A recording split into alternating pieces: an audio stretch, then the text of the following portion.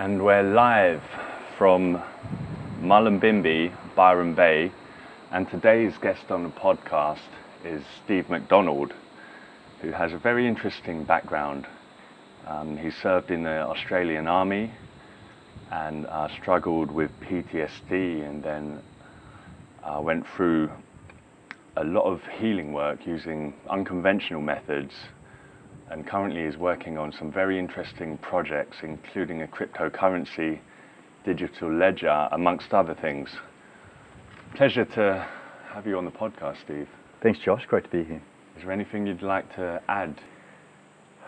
I guess you could add that I'm a co-founder of Psychedelic Research in Science and Medicine, which is Australia's version of MAPS, although much younger and in an earlier stage of development than MAPS. And at the moment, my main focus is the AADII project, and AADII stands for Agency for Advanced Development of Integrative Intelligence. And it's a very long-term project, like multiple decade project, so we're still yet to publish anything like a website, but we should have something up soon that people can look at, yeah. So for those who are not so familiar with digital ledger technology, it's widely regarded that blockchain and digital ledgers are, well, first of all, they're one of the most controversial things to crop up in the field of technology and also finance, especially with the disruptive potential aspects. But how do you see the potential benefits of this technology for humanity? I see the technology as evidence of an evolutionary step forward for humanity, purely by its design. And as you know, at the recent conference in Zurich that you organised, I spoke about the evolution of humanity based on Clare research, looking at it from a developmental psychology point of view. And if you look at the blockchain type technology and relate it to how the way we design things has changed over time as we move through these evolutionary layers of consciousness towards higher complexity, then it's pretty evident that decentralized networks are definitely something radically different from the kind of centralized hierarchical structures that we've created during the modern scientific era. And that's why the technology caught my attention, and initially because I recognized that, okay, this is something new, something different, and the design principles fit with the sixth layer of consciousness, which is the layer beyond the scientific industrial way of thinking. And even some of the more developed aspects of blockchain technology are creeping into the seventh layer, which is like next level stuff. So it's very interesting. I do think that this is the new way of organising things like our economic systems, and it's very early stage development, of course, at the moment, and there are going to be errors and mistakes and rebuilds and all that kind of thing. But I think the fundamental underlying way of thinking is definitely evidence of an evolutionary step forward. Yeah. Perhaps you'd like to share a bit about your past and your struggle with PTSD and how you managed to overcome it. Sure. So I've had a lot of traumatic experiences in my life. The first one was at 15 months old when I accidentally drank some turpentine as a toddler and almost died from that. So, and I've had, in the therapeutic work that I've done, I've had some vague recollections of that experience, and it seems like I probably popped out of my body. And then I think it's well accepted that if you have a childhood trauma, it makes you more susceptible to PTSD later in life. I spent 15 years in the army, and I went to war in Somalia, Africa, in the early 90s as an infantry officer, and certainly was exposed to some trauma there. And then after I got out of the army, I worked as a rescue helicopter pilot for 5 years, and I probably saw more trauma in that job than I did in Somalia, actually, where I was regularly going to road accidents and all sorts of different things and dealing with injured and deceased people. So I ended up with complex PTSD, layers of it, and I had a breakdown in 2003, which is actually 10 years after my war service, and about just a couple of years after I finished the rescue work. I went into hospital and couldn't work for 7 months. And then I went through the conventional treatment system, went on antidepressants, had individual counselling and group therapy, and none of that resolved my PTSD or my depression. What other symptoms manifested? It can vary depending on the severity of your PTSD, but usually PTSD is accompanied by depression. So most people who have PTSD also have depression, and that can be major depression where you have suicidal thoughts, and that was my case.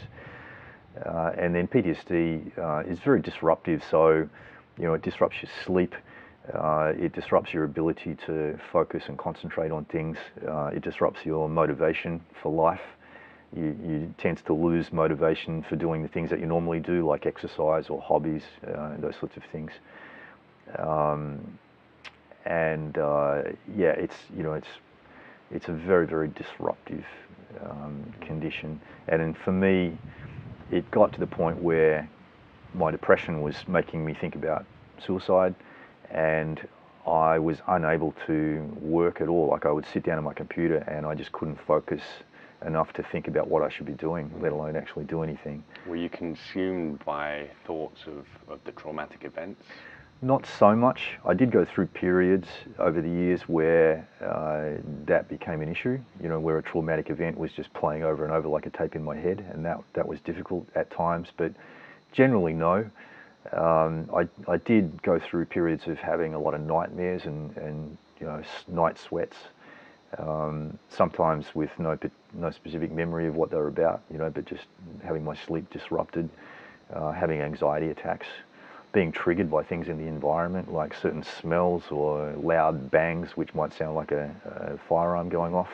Those sorts of things could throw me into an anxiety attack, yeah. So I got to the point where I was dysfunctional, and I was having thoughts of suicide, and I realised that's not right, so I ended up calling a healthcare line that we have here in Australia for war veterans, and they were able to get me in to see a counsellor straight away, who sent me straight to hospital, actually, yeah. Did you find the support networks provided by the Army, by the state, to be of much benefit? No, in fact, they were harmful, actually. The Army had no support network at that time, and because I was no longer in the Army, basically, I was in civilian life, and consequently it was the Department of Veterans Affairs who were responsible for looking after me. And from my first contact with the Department of Veterans Affairs until the time where they fully acknowledged my PTSD and how disruptive it was in my life, took 10 years before I actually got full support from them, yeah. So it was atrocious, actually, yeah. And how do you feel now compared to your most troubling episodes, periods? At this point in my life, I actually feel better than I have ever been. Like, I can't remember a time in my life where I felt better, yeah. And that's largely due to psychedelic medicines, yeah. How have these medicines helped you? I bumped into psychedelic medicines in 2006 for the first time, and so that was a good 3 years after I had my breakdown. And I had no inkling at all that they were actually medicines. I mean, I knew that they were psychoactive, and I'd had discussions with other people about using them for personal development, but I really didn't understand they were medicines. And it was kind of like a happy accident that I got invited to partake in ayahuasca, and I went along just to explore what it was, and I found that it resolved my depression pretty much straight away, and that was quite extraordinary. And so that came as a shock and an amazing realization that, wow, these things are actually medicines. And then over time, I took further opportunities to drink ayahuasca and found that my health was steadily improving. I found it resolved my depression very quickly. The PTSD, for me personally, not so much. I could see that it was helping me, but it was a fairly slow, gradual kind of improvement. And it wasn't until I had an opportunity to try MDMA, which was, I think it was in 2012 from memory, and that had quite a large healing impact on my PTSD just from one session of MDMA. And then again, I knew about the research in the US that MAPS had been doing by that time, and I actually had a lot of information. And I was involved already with the operation of Psychedelic Research in Science and Medicine, our non-profit organisation here in Australia. So I was very well informed, and I had access to all the MAPS protocols and all those sorts of things. And my experience was, extraordinarily healing. And not really typical though, like I didn't have any recall of trauma during the session at all. It just seemed to open up all my energy channels, energize my body, make me feel ecstatic. And I just had a wonderful time for 4 or 5 hours, and then I went to bed and woke up the next morning and just felt radically different, I felt such a sense of peace, and I couldn't remember a time in my life when I felt like that. Were you at that point kind of waiting for the PTSD and depression to creep in again? Or? Well, it did. I mean, it wasn't an instant cure. I still did have some bouts of PTSD, not so much depression, but certainly PTSD after that MDMA session, but there was a lasting improvement that was more significant than anything that I had had through the conventional medical system. And then, with further treatment over a number of years, I resolved, the remaining aspects of PTSD. But the degree of improvement from that first MDMA session was radical. It really was. Yeah. Now, I mean, there's countless studies around the world on these psychedelic medicines, and there is the physical component, the physical aspect, and the psychological aspect. Yeah. And these, in particular, ayahuasca is showing that how strongly connected the mind is to the body. Yeah. But do you think the healing potential and properties will ever be reduced to a particular mechanistic functionality within the body? Look, I think that perspective is a result of the modern scientific industrial way of thinking, where we separate everything so that we can specialize and dive deep into, significant understanding of a very narrow discipline or aspect of life. And the net result of that is disconnection. So we end up with doctors, for example, who each know a little bit about one special system within the body, but they don't know about the holistic approach of, treating all of those systems at once. And so that's something that is changing right now with the emergence of this 6th layer of consciousness, which is connective, right? You think about blockchain, you think about social networks, everything's connected. And that principle is being applied through integrative medicine also. And so I think trying to isolate and narrow down the effects of these psychedelic medicines to one particular thing, whether it be, the physical biological impact or the psychological impact, I think that is just going backwards. Yeah, I don't think there's any need to do that. And how do you feel that belief plays a part in the healing process and in our I don't like to use the word spiritual, but I guess it has spiritual connotations, but sure. It seems to me like belief systems and our tendency to adhere to a certain framework goes hand in hand with being in good spirits and being healthy. Yeah. Well, I think there's massive scientific evidence for the power of belief, because the placebo effect shows up in any medical research we do, right? And people heal themselves without the drug, whatever's being trialed. Yeah. And that comes because they believe that they're being healed when they take the sugar pill or whatever it is. Yeah. In many cases of drugs, particularly with antidepressants, it's been proven that the placebo is almost as effective. So I think it's traditionally it's roughly 50% of the successful results are from placebo, in a vast generalization. But I mean, there it is right there. And interestingly, because the scientific industrial mindset is very materialistic, if it can't measure that placebo effect on a gauge or look at it, then it doesn't exist. which is quite extraordinary when you think about it, that, you know, this massive healing capacity that we have built in has just been pushed aside and ignored as if it doesn't exist. It's like, oh yeah, we don't know about that. And that's been the scientific industrial viewpoint, which is crazy. But we're moving beyond that now, which I think is awesome. Yeah. You are one of the co-founders of PRISM, which is the Psychedelic Research in Science and Medicine. Yeah. Okay. And you recently made some progress with setting up a research initiative out here in Australia. We have. So we've got Rick Doblin to thank for being a strong catalyst in the creation of PRISM. He came out to speak at a conference here in 2010 and offered some money to help something start here in Australia. And myself and a few other volunteers got together and we created PRISM in 2011. And since then we've been knocking on doors of institutions, hospitals and universities trying to get some support to start some psychedelic research. And it's only in the last 12 months or so that things have started to open up. So it was really, I guess, late 2017 that we had a couple of different organisations approach us and offer us some funding. We had an approach from a major hospital, palliative care unit, interested in the psilocybin research that was happening in the US.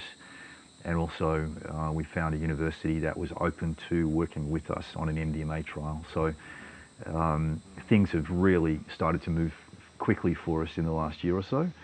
And we look like starting our first clinical trial during 2019, which is quite exciting. And it's looking like the first one is going to be a psilocybin study of patients in a palliative care unit at a major hospital and treating their near-death anxiety through a spiritual experience.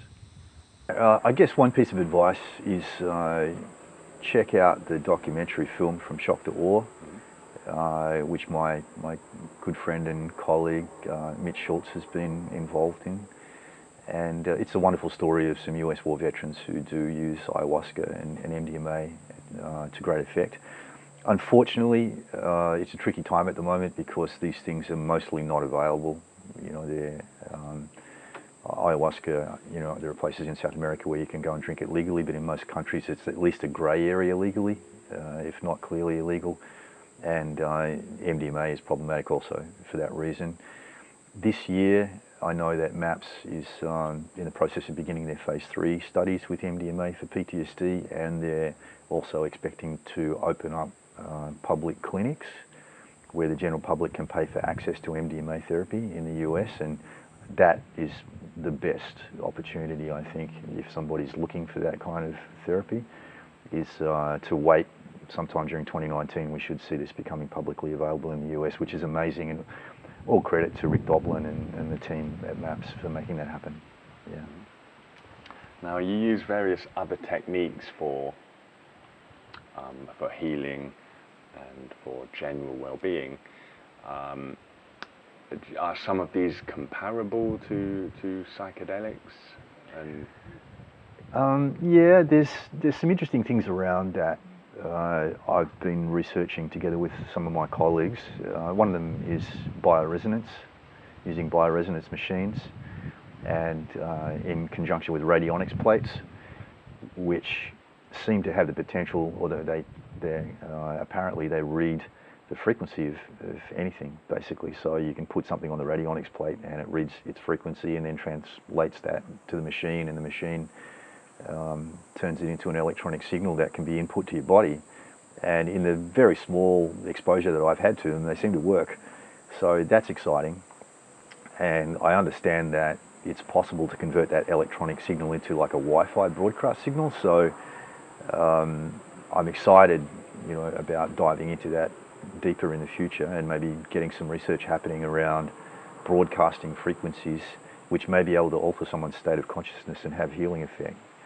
And certainly, you know, there's plenty of claimed evidence on the internet of people having significant healing through bioresonance treatments. It's quite an industry out there at the moment. So that's just one example.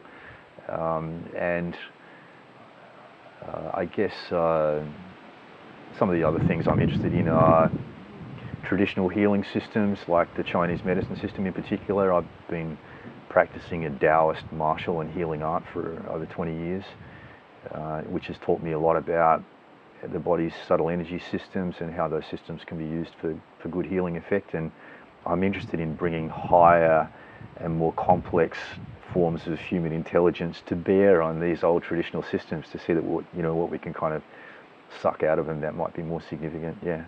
Now, Clare Graves' work, he was a psychologist, a developmental psychologist, and his work is largely unknown because very little, or perhaps none of it, was ever published while he was alive. That's right. Yeah, he published a couple of magazine articles and he made a couple of public presentations, but he was still really working on publishing his research, and it was never academically reviewed, published or academically reviewed. So it's hard to kind of find a place where you can go learn about it. And I've had to get hold of his original research notes and dive into those, and also learn from the work of Don Beck and Christopher Cowan, who published the Spiral Dynamics book, which was mostly based on Graves' work. Yeah.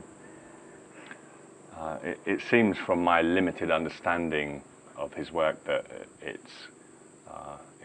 it's based upon like a pyramid hierarchical structure of human consciousness, with there being 8 layers, correct?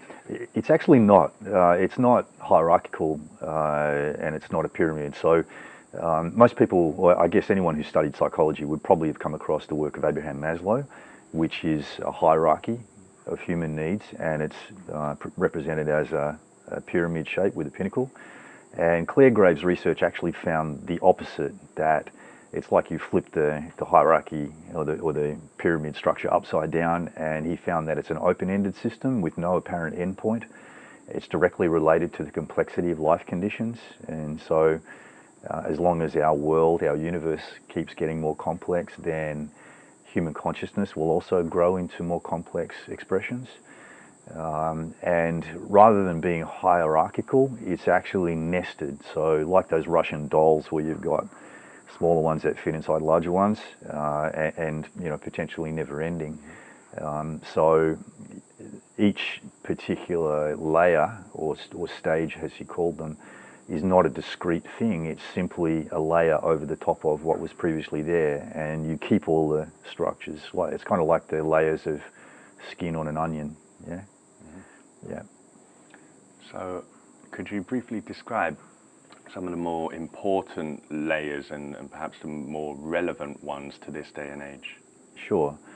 So there were really 3 important things that came out of Graves' work from my point of view. One was this relationship that he identified between the complexity of our life conditions.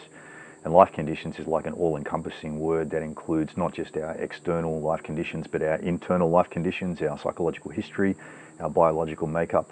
And as those things become more complex, then our consciousness adapts to also operate in more complex ways. And that is expressed in these layers, as I call them, of consciousness. And he also identified the change dynamics that take us between layers, from one layer to the next, and also sometimes backwards, depending on how our life conditions change. And of course, the layers themselves. And the layers are kind of like a fractal pattern that can be seen when we look at the evolution of our species from beginning to now.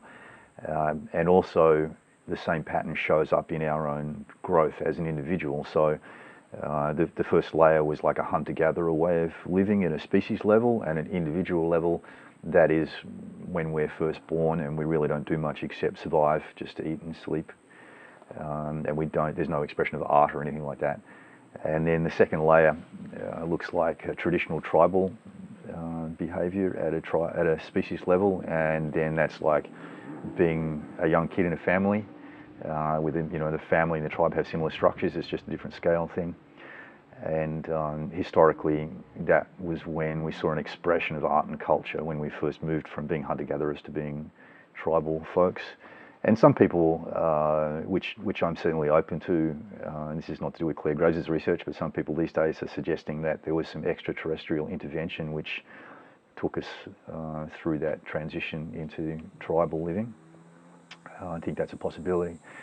And then the third layer is like an egocentric, rather wild warrior kind of expression, which was when historically humanity busted out of their tribal boundaries and learnt that they could go and raid someone else's tribal land and raid their resources and control them with power. And we see that expressed at an individual level as we grow from being immersed in our family life through puberty and getting into our teen years, where we start to feel like we're powerful and we want to discover our power and express our power, and stop following the rules that our parents set for us and find our own way of living, those sorts of things.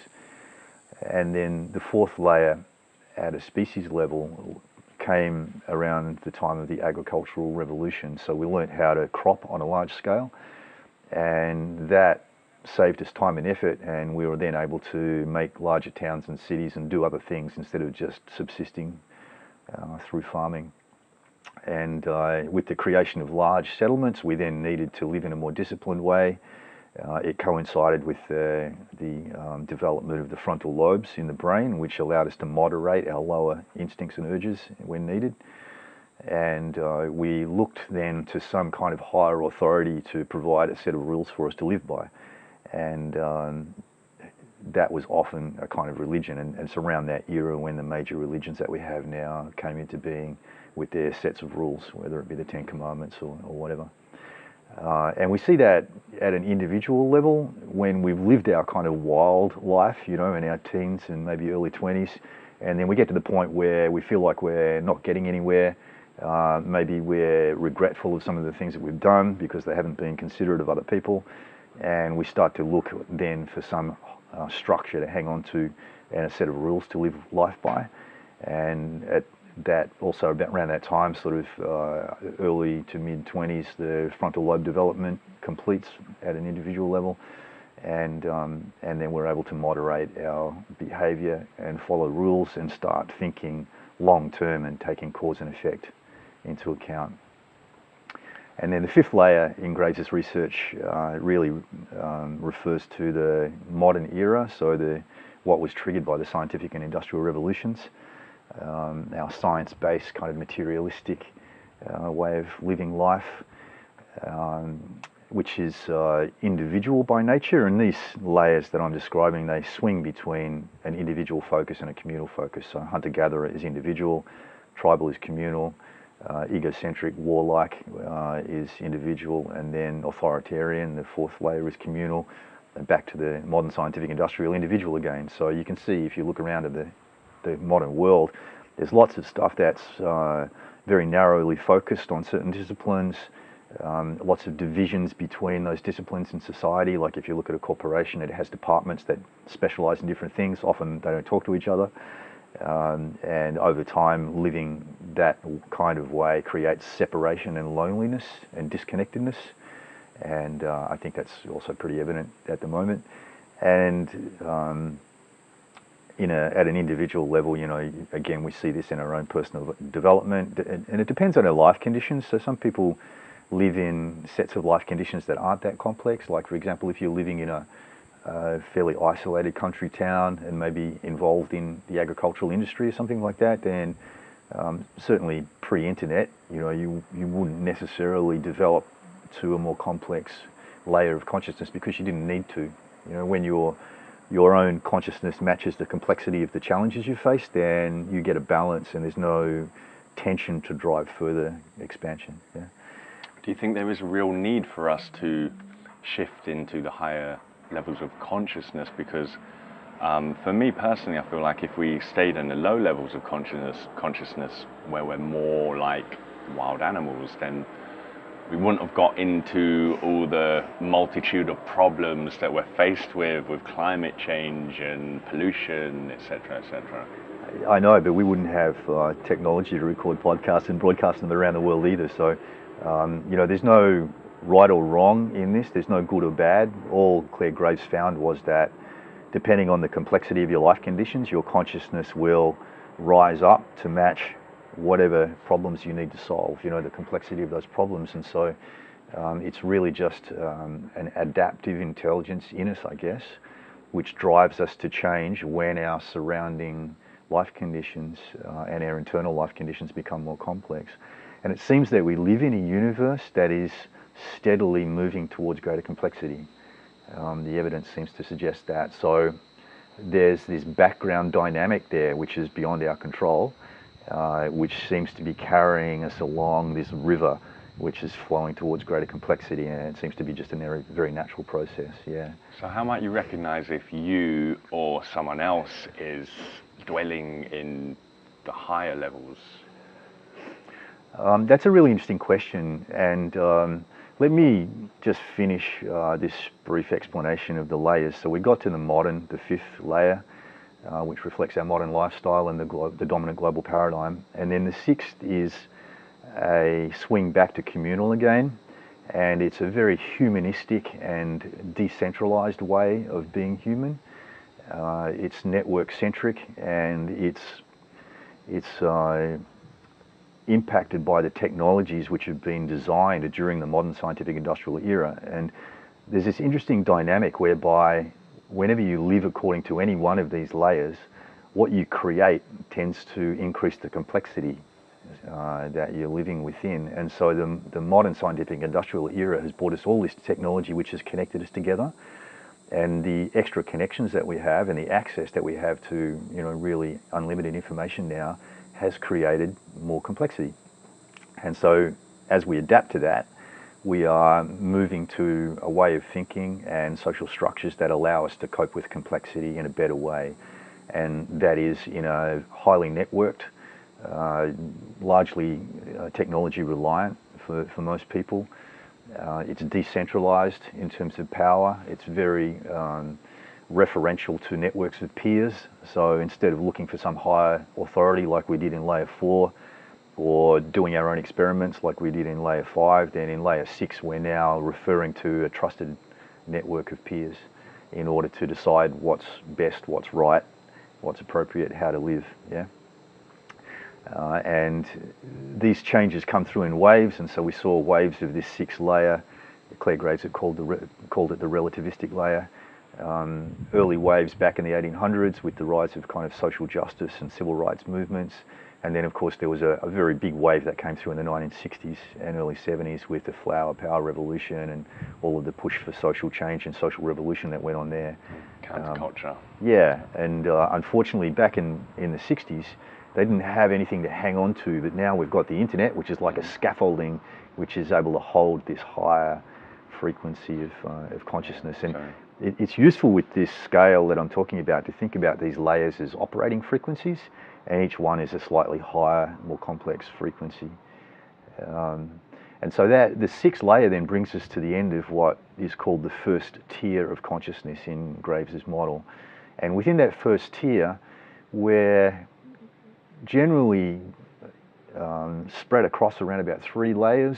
So we're not rooted in just one layer, but one of those 3 layers will be our dominant paradigm personally. And when we're at work, we might be operating from that particular layer, but then when we go home into a different level of complexity, and then we have to deal with family issues and those sorts of things, then we might be operating from a different layer in that place. And so it's dynamic, it's not a fixed thing, and we spiral up and spiral down according to our surroundings and our life conditions in the moment. But as we're living life in that first tier of 6 layers, we don't have the capacity to actually detect the layers. That only comes with what is a very, very significant leap in consciousness between 6 and 7. And 7 is the beginning of what is referred to as the second tier of consciousness. And so 7 is, in terms of the dominant global paradigm, it's something that sits in the future now. You know, we can't really see it on a large scale. Graves found some people back in the 50s and early 60s doing his research who exhibited this kind of consciousness. So, do you think that, I'm sure a lot of people who are really into conspiracy theories, and I believe that Atlantis was a genuine civilization, that maybe ancient civilizations, those people, perhaps also ancient Egyptians, were more inclined to be in those higher levels? The conventional view of history would say no to that, because the conventional view sees this kind of linear increase in our technology and our capacity as humans. However, if we look at some of the ancient relics like the pyramids and you know, other things in South America and Europe. It's pretty clear that there are technologies from the past which we actually couldn't replicate now, right? So there's something that we need to discover, something that we need to revise, certainly at a mainstream level across humanity, and rewrite our understanding of history, because clearly there were technologies and the consciousness required to produce technologies that seem superior to what we're able to do now. You know, that date 2000s of years ago. And my particular view on that is that those things are most likely evidence of contact with extraterrestrial races who were of a superior consciousness to us. Yeah. So we're on to level 8 now, I believe. Yeah, so, well, level 7, let me just, layer 7, let me just finish explaining. That is, it's the birth of a multi-dimensionality that just wasn't there before. So when we pop into layer 7, all of a sudden life and reality seems more multi-dimensional than it ever was. And we get this inherent capacity to start to detect different layers of consciousness in other people. It's like we can read their frequency directly, and the world looks like a very different place from layer 7. You know, it's basically a world of a whole bunch of people who are living in their own worlds, operating on different frequencies, yet in the same 3D space and interacting, but not realizing that they're actually talking to someone who's just on a different operating frequency. And when that happens, you know, when we're in the first tier, when that happens, we just experience these people as being different, you know, maybe weird, like their values are different than ours, their way of living life is different, it's not something that we necessarily vibe with, and sometimes we become aggressive towards them even, you know, and that the difference between those different layers of consciousness is really what drives conflict on the planet. When two different layers of consciousness come together, they don't recognize each other, they don't like each other, and that can lead to conflict. So level 7 brings a resolution to that issue, and once level 7 starts to become globally dominant, then we ought to see, you know, a massive transition in life on Earth, and the possibility of a much more peaceful and harmonious coexistence. Yeah. And layer 8 was the most complex layer of consciousness that Graves found. He only had 6 people out of 1,065 who showed up there, and he didn't get a lot of data on it, consequently, but he said it was a communal system again, and he said it was an almost spiritual way of being, very mystical. People seem to operate from a very deep level of intuition, and from the informal research that I've been doing around that, what I'm learning about this 8th layer is that it seems to be the emergence of a kind of human superorganism. So when we look at ant colonies and those sorts of things, bees, we see that there's some kind of intelligence operating there which is not necessarily evident. So when we look at the physical stuff, you know, the bees all know what to do. There doesn't seem to be anybody in charge telling them what to do. They seem to be tapped into some invisible set of instructions or guiding light or something like that. And I'm seeing evidence of that in the people that I'm coming across who are able to operate in this 8th layer. And some of those people are not necessarily there all the time, but they might be having peak experiences momentarily and popping up into that layer and experiencing telepathy and getting a sense that they're connected to something on a global scale which is operating in a different dimension. Yeah. So back to digital ledgers and your project, AADII. Would you like to share some of your ideas behind that? Sure. So AADII stands for the Agency for Advanced Development of Integrative Intelligence. And it was a project that was born many, many years ago. Really started to become clear around 2005 for me. And it's aimed at supporting humanity's transformation into these higher layers of consciousness. So it's designed as a support network for anyone who's working in that area of supporting humanity to develop and merge into these high layers of consciousness and transform our societies into more sophisticated, more compassionate, cohesive operating systems. How would the digital ledger help with that framework? So AADII has a number of facets to it. It's a very long-term project, so I see it operating for decades into the future. One of the elements is a web-based network platform. So that will be a platform constructed with the latest technology, the kind of technology that's used to run blockchain systems.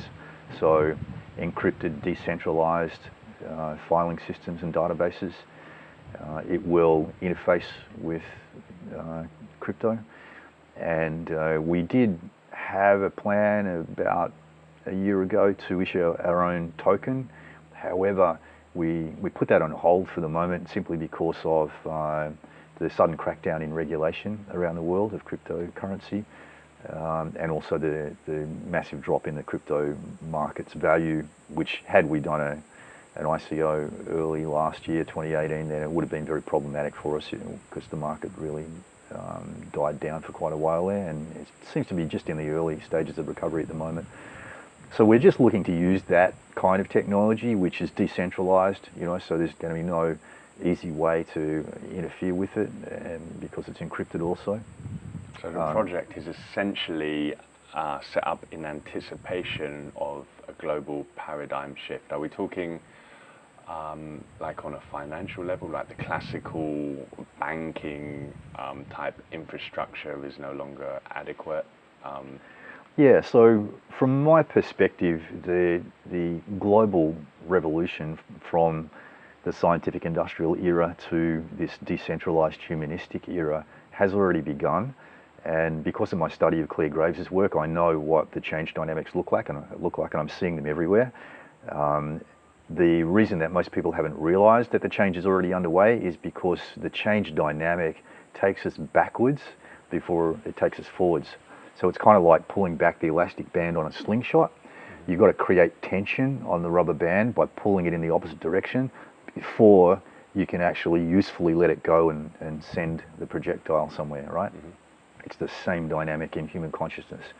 So if we look around at the world, at the moment we're seeing everything seems to be going backwards. Our economic system is, struggling and maybe getting close to collapse. Our political systems are really struggling. We're not attracting the right people into those systems, and we don't have enough levers and switches to be able to affect the systems adequately from a mainstream population's perspective. There's a clear lack of faith in governments and absolutely, state bodies and corporations. That's right, and so this is the change dynamic which has already begun, and part of the AADII project is an educational element and a media element, and we're just about to start work on a documentary series now that will explain these evolutionary change dynamics and then show how they're already playing out in the world.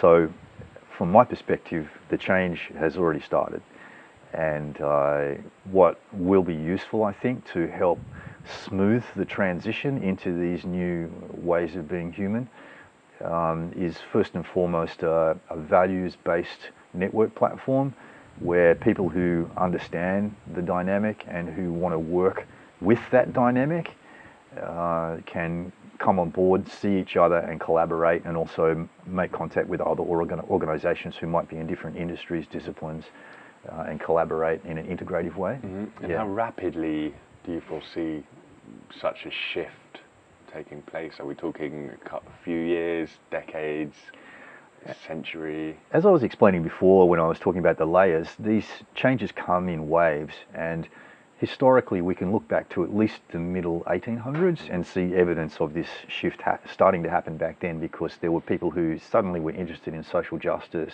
creating balance in society, in giving rights to everybody, those sorts of things. Very early stages. And then, of course, the 60s, early 70s was a big wave, a big strong wave, and now we're having another one at the moment, which is why we're seeing a repeat of a lot of the things that happened in the 60s. A lot of people are actually saying it's like the new 60s, right? We're having another psychedelic revolution, for example. and people are protesting, anti-war protests, social change protests, those sort of things. So it's the change has been running for decades at least already, or hundreds of years actually already, from the 1800s, maybe even before that, the early signs.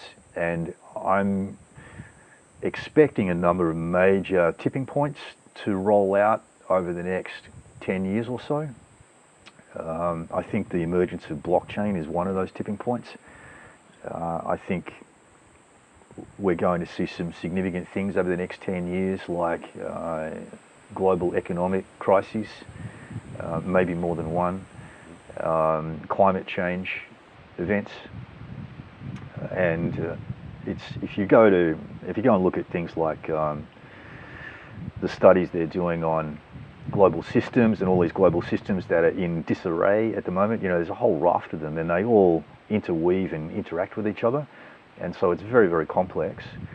And it's hard to put an exact date on the tipping point for the global paradigm in terms of the scientific industrial mindset no longer being dominant, but I'd guess at maybe 2030, roughly around that time. Okay, so if/when this shift occurs, with revolutions throughout history, there has been certain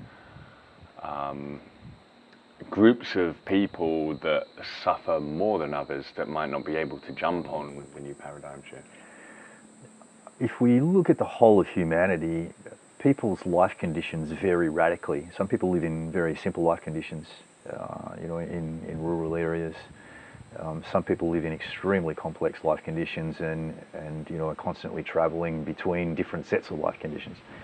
And so human consciousness is also spread across that same spectrum. We still have a certain percentage of humanity that is mostly living out of the traditional tribal layer 2.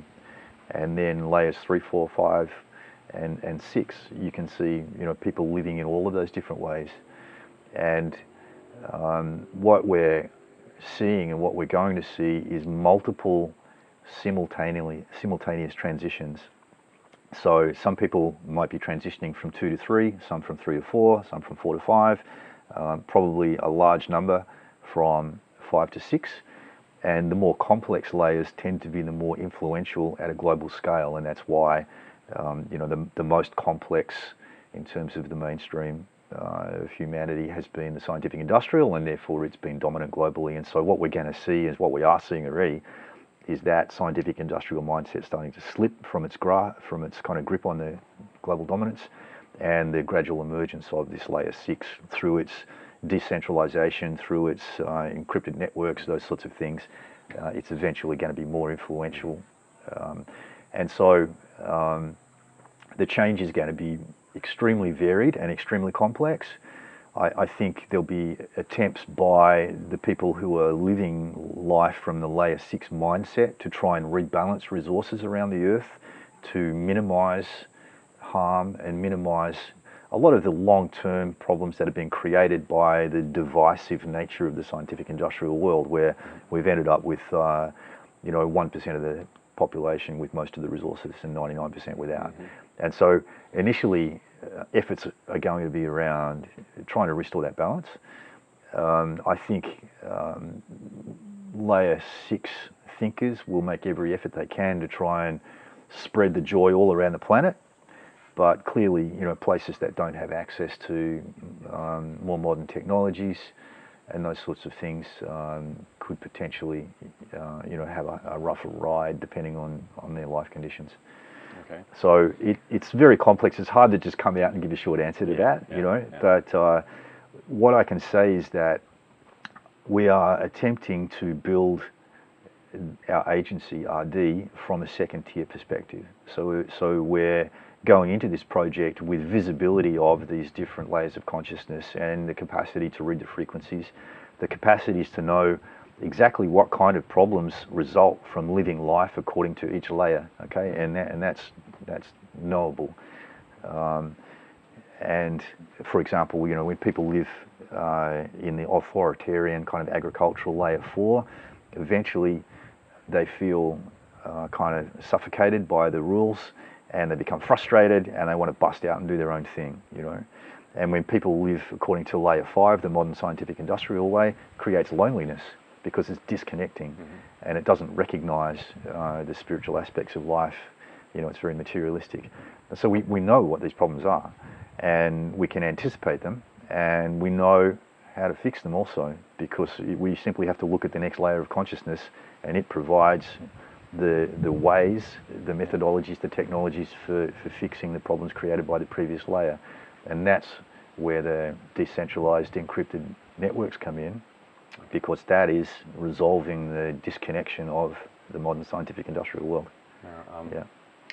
I can't help but wonder how you feel about some of the leading industrialists of our age, like say Elon Musk, Richard Branson, the CEO of Amazon, whose name evades me at present, but there seems to be a trend amongst them that we need to look towards space to colonize other planets. That's almost saying, like, we've already, you know, destroyed our own planet. We might as well give up trying to repair our errors, and look beyond to the cosmos.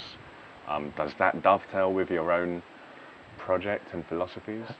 It's not my outlook. I mean, I think there's a lot of inherent value in pursuing many of these things, and you know, there's nothing wrong with figuring out how to fly to Mars, for example. Although I think there are a lot of problems that haven't been addressed yet that are going to make, you know, before they make it possible. However, these are all just expressions of human nature. I mean, this is who we are, and one of the things that we have to face at this time in history is who we are. We've got to realize that, okay, that's what humans do. You know, humans do those things. Humans try to avoid problems and escape them. Humans kill each other. You know, humans create amazing technology. Humans are very, very caring. Humans are very violent. We're all of these things.